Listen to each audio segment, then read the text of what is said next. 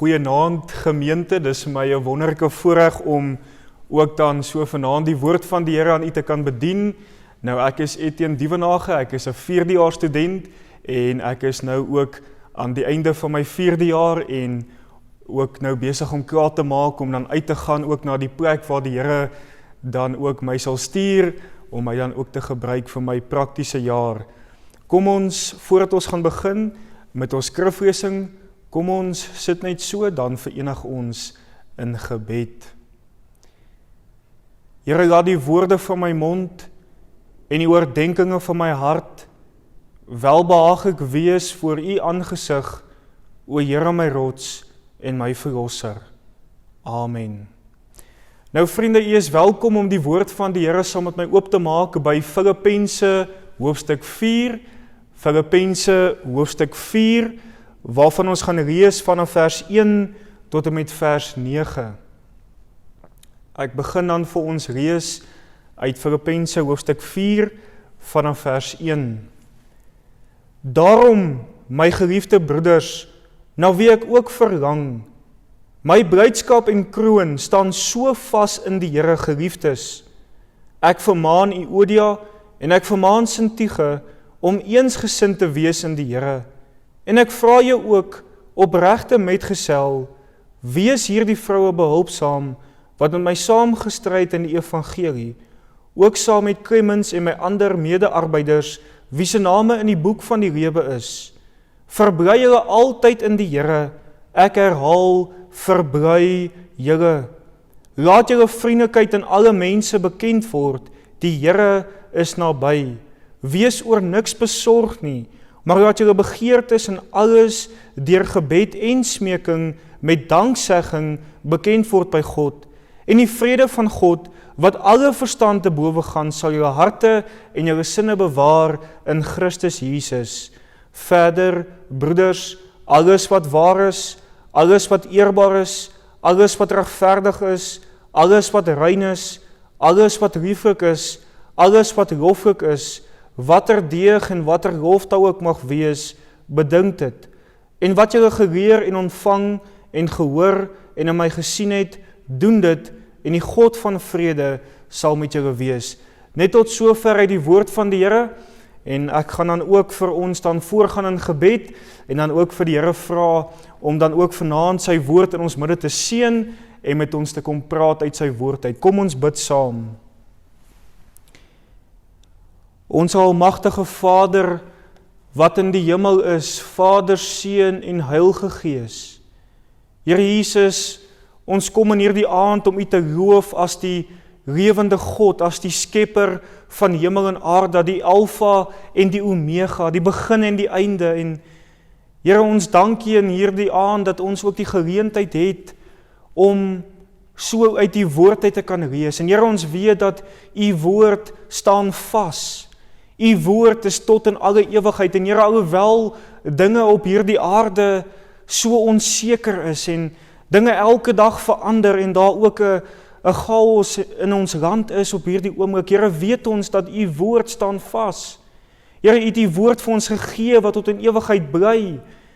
En Here, dankie dat ons weet dat alles in die hemel, dat dit alles vas is, dat u nie daar in die hemel rondhardloop om te weet wat om volgende te doen nie, maar Here, dat u vas staan, dat u die ewige God is, die ewige nou, dat u tot in alle ewigheid dieselfde is.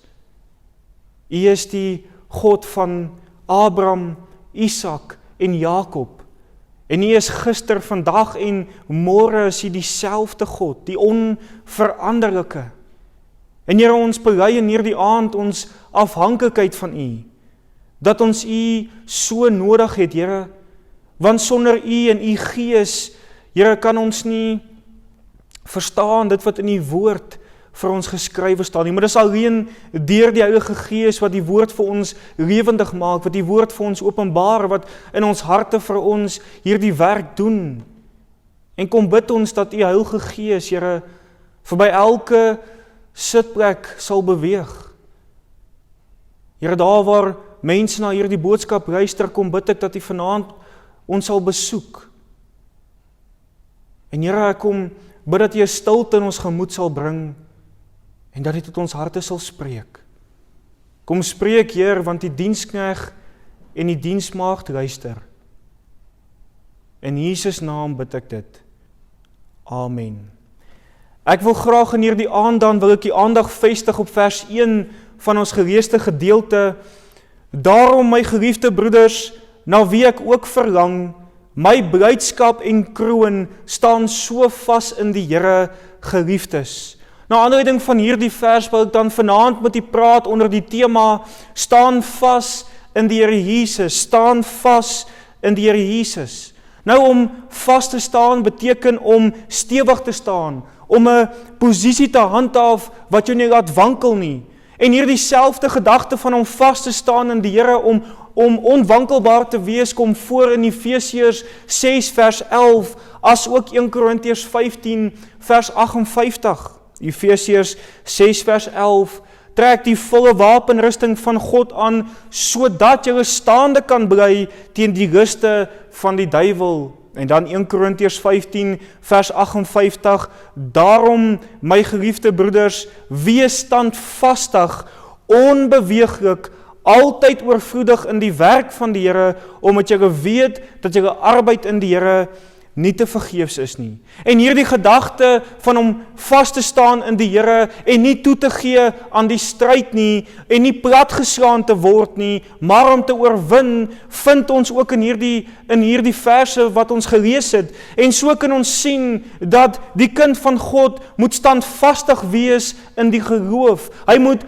onwankelbaar wees en al hoe die kind van God onwankelbaar gaan wees en kan vasstaan in die Here is wanneer hy geanker is in die Here Jesus. En Paulus kom gee aan die kinders van die Here 'n opdrag hier in die gemeente van Filippi om vas te staan in die Here, want Paulus was bewus gewees van sekere aspekte in hierdie gemeente in Filippi wat gelei het dat hulle nie geestelik vasgestaan het in die Here nie. Daar was aspekte gewees in hierdie gemeente wat hulle geestelike stabiliteit bedreig het. Hierdie gemeente het vervolging beleef, daar het beproewings oor hulle pad gekom, daar was self valse profete gewees wat gewandel het as vyande van die kruis, wat hierdie gemeente op 'n dwaalweg wou vat, wat hierdie gemeente wou mislei het. En daar het ook onenigheid ontstaan in hierdie gemeente, want reeds in die begin van Filippense sien ons waar Paulus hierdie gemeente aanspreek oor onenigheid, en vir hulle sê dat hulle eerder in eenheid moet wandel onder mekaar, hulle moet eensgesind wees onder mekaar. Hierdie gemeente het 'n behoefte gehad aan geestelike stabiliteit, en daardeur kom hierdie opdrag van Paulus af, staan vas in die Here.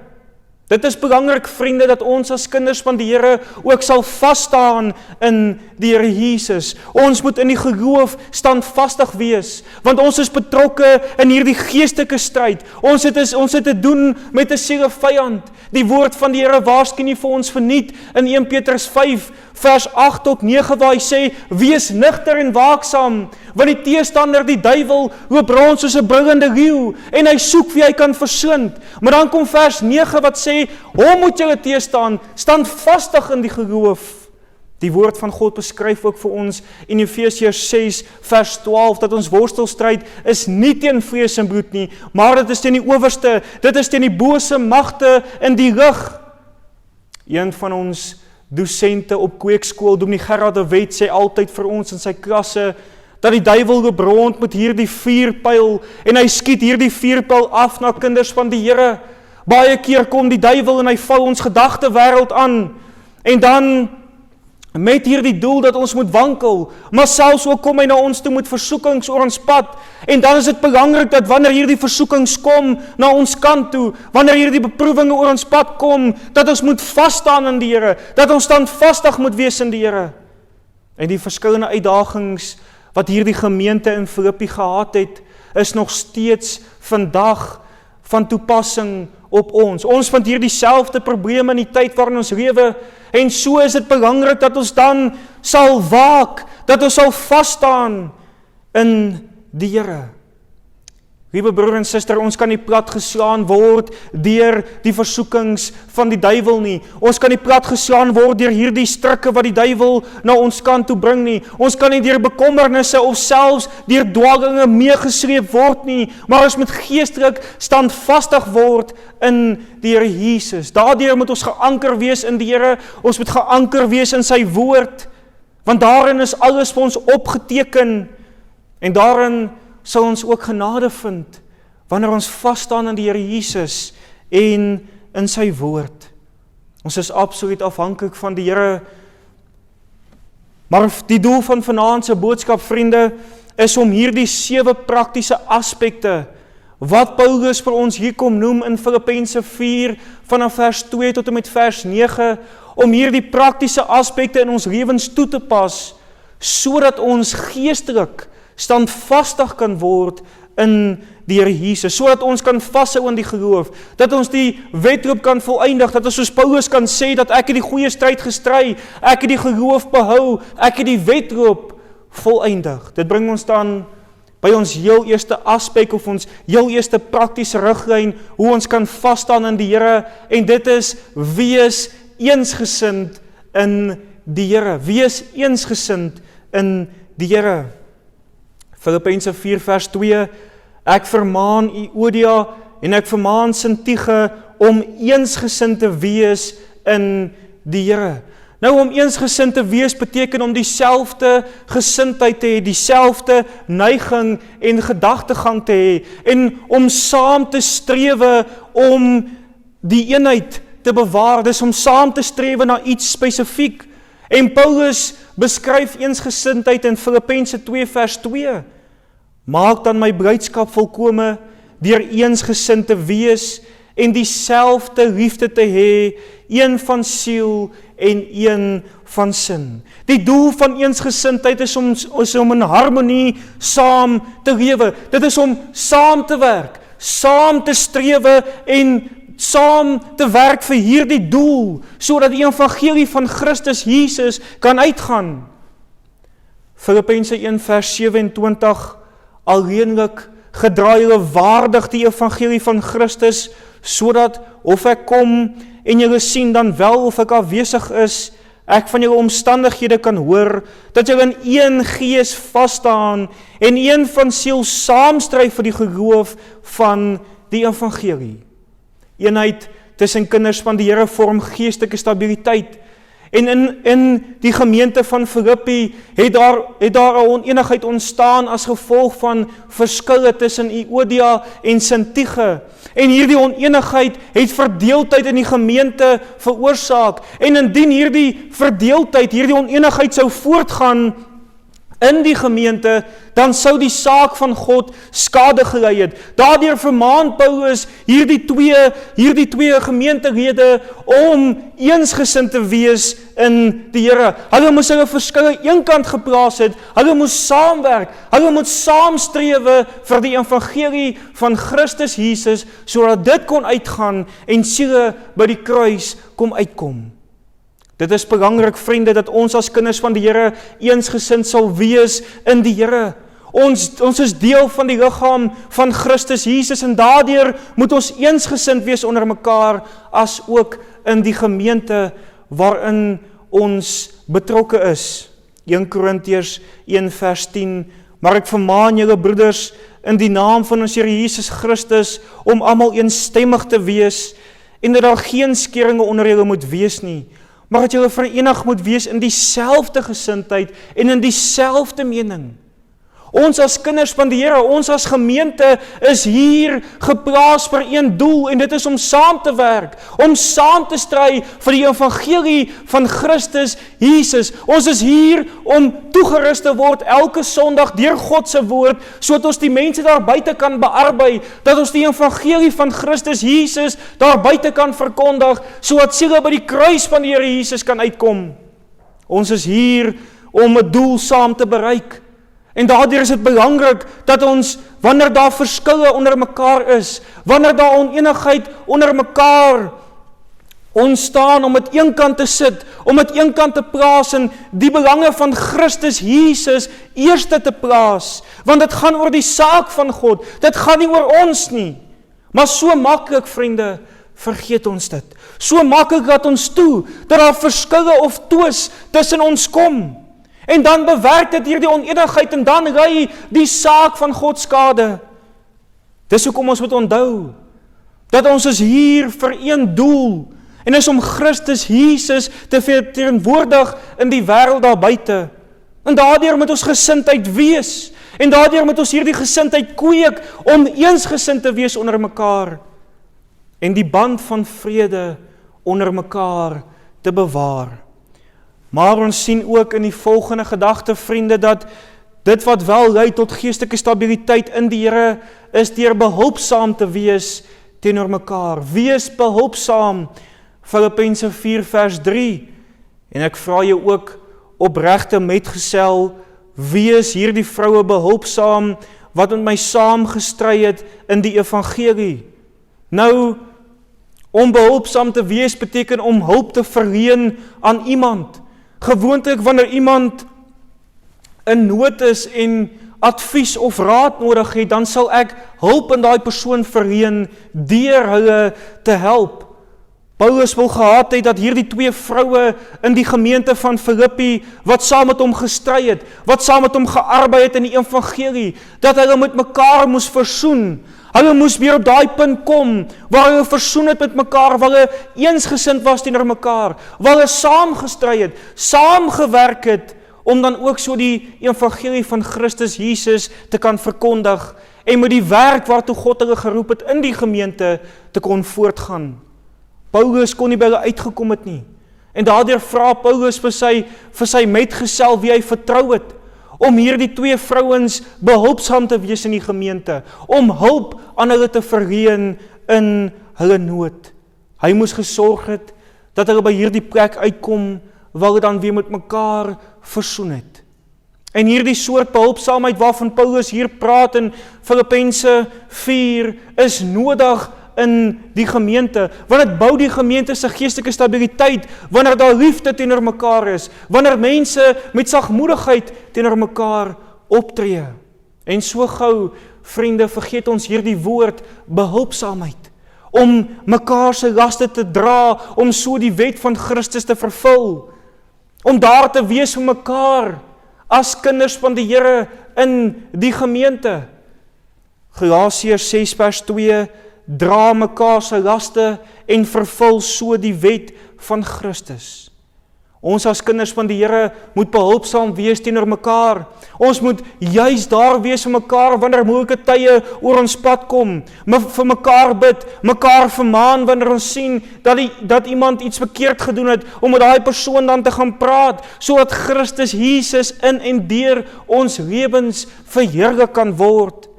Ware liefde teenoor mekaar word bewys wanneer ek 'n broer of 'n suster sien wat in nood is, en dan na hulle toe gaan en hulp aan hulle verleen. Luister wat sê die woord van die Here in Galasiërs 6 vers 1. Broeders, as iemand ewenwel deur een of ander misdaad oorval word, moet julle wat geestelik is, so een reghelp met die gees van sagmoedigheid, terwyl jy op jouself let, dat jy ook nie versoek word nie. Ons as kinders van die Here het die verantwoordelikheid om behulpsaamheid te betoon in liefde en sagmoedigheid teenoor ons medebroers en susters in Christus Jesus.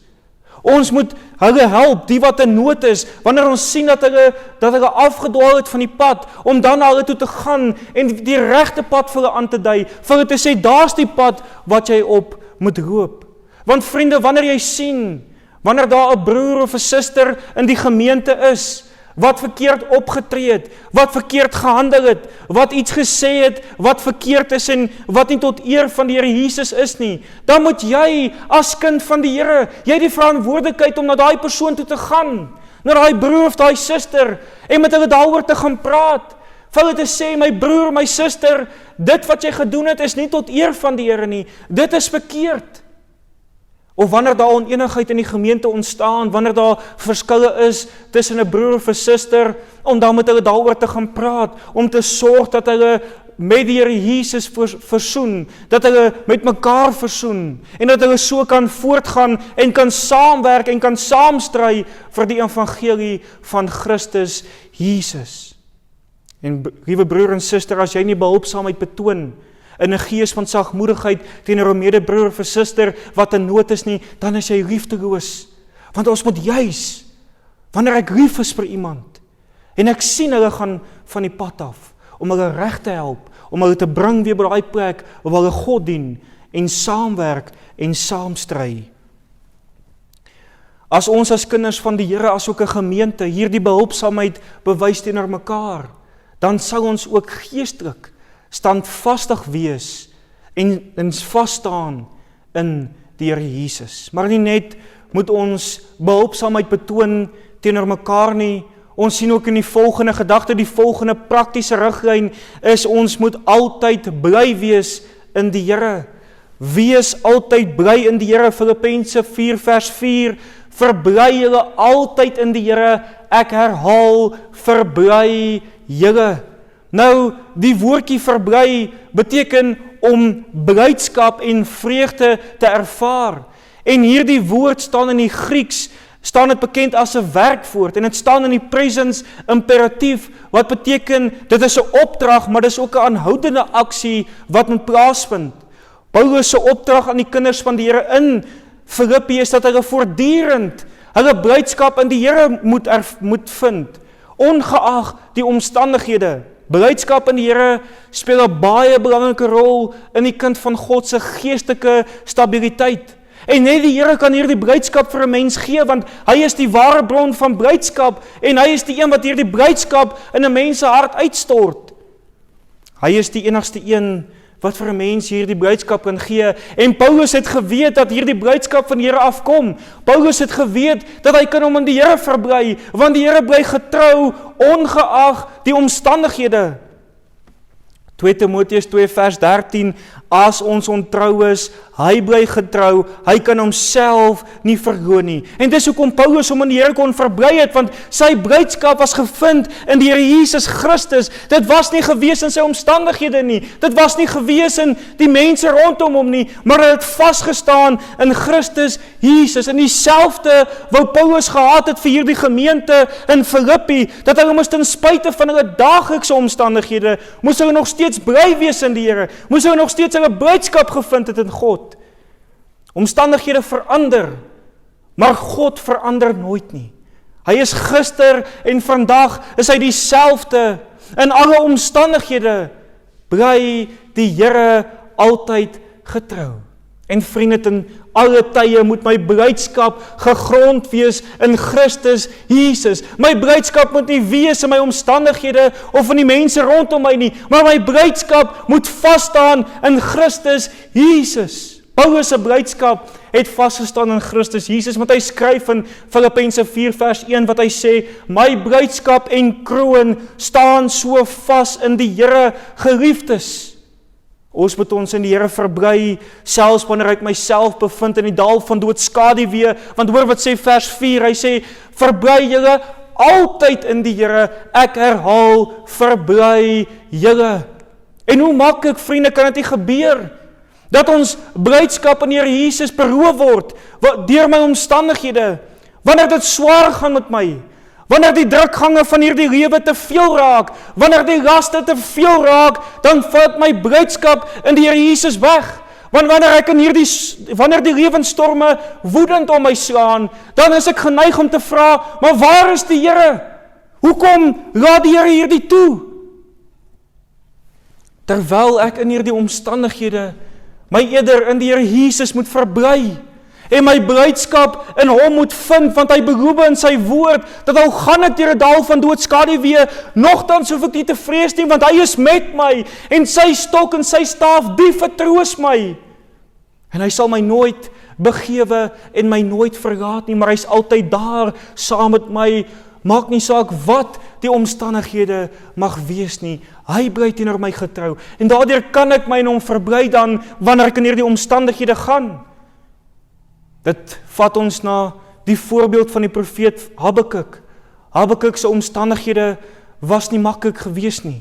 Dit was hopeloos gewees, maar hoor wat skryf Habakuk in Habakuk 3 vers 17 tot 18. Hy sê, alhoewel die vyeboom nie sal bloei, en aan die wingerdstokke geen vrug sal wees nie, die drag van die olyfboom sal teleurstel, en die saailande geen voedsel oplewer nie, die kleinvee uit die kraal verdwyn, en geen beeste in die stalle sal wees nie. En dan vers 18, en ek wil hê jy moet let op vers 18, nogtans sal ek jubel in die Here, ek sal juig in die God van my heil.